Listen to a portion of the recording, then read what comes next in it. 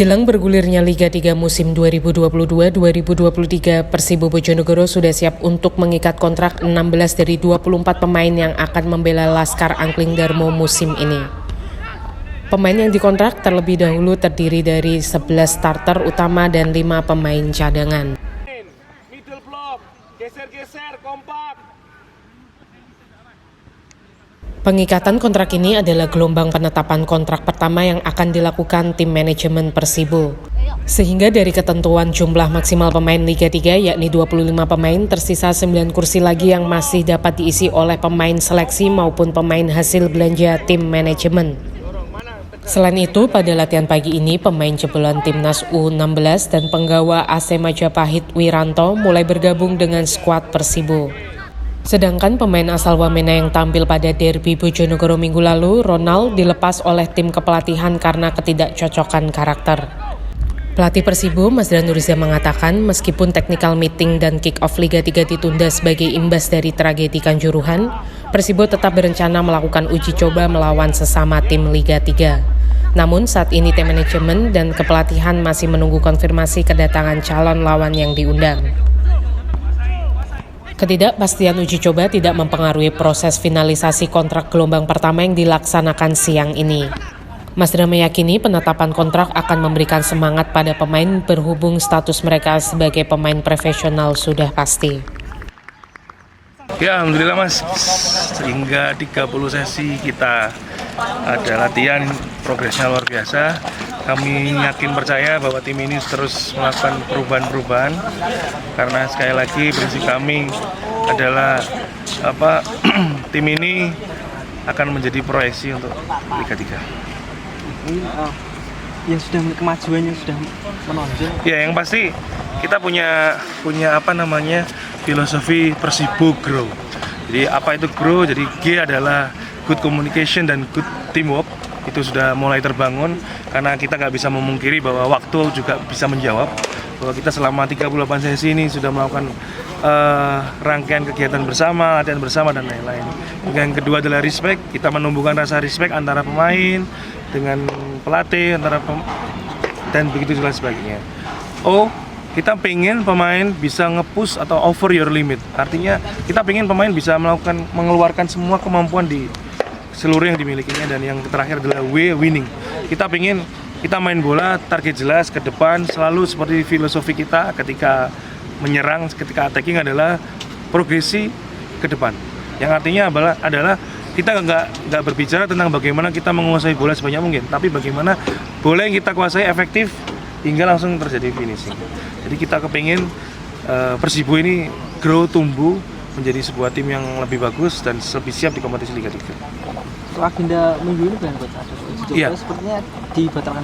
Ya, sebenarnya ada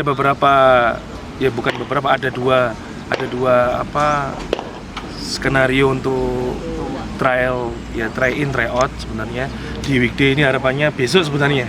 Kita ada jadwal, cuman kita masih lihat konfirmasi untuk lawan tanding kita. Sebenarnya kita sih berharap ada tim Liga 3 yang bisa hadir di sini di hari Kamis besok. Dan juga jadwal yang selanjutnya tuh di weekend, di hari Sabtu kita mestinya ada jadwal dengan Pasuruan United di Pasuruan. Cuman karena kita dari arahan manajemen untuk sementara ini kalau bisa istilahnya kita dimain di tuan rumah dulu lah. Karena kan kondisinya di daerah timur sana kan juga masih mungkin ya masih berkabung, dan juga kita masih respect sama situasi yang sekarang ini. Kalau agenda ini kan istilahnya masih belum jelas Coach. Apakah berpengaruh sama finalisasi kontrak pemain?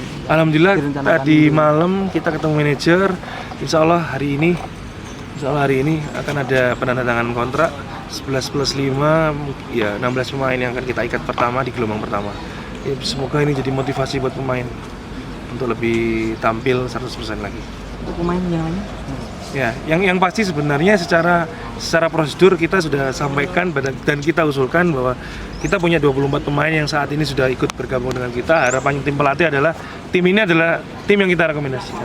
Tapi kembali lagi ada prosedur yang kita harus ikuti dengan manajemen, yang artinya mungkin ada tahapan-tahapan untuk pengajuan dan lain-lain. Ya, kita respect, kita ikutin SOP yang diterapkan oleh manajemen.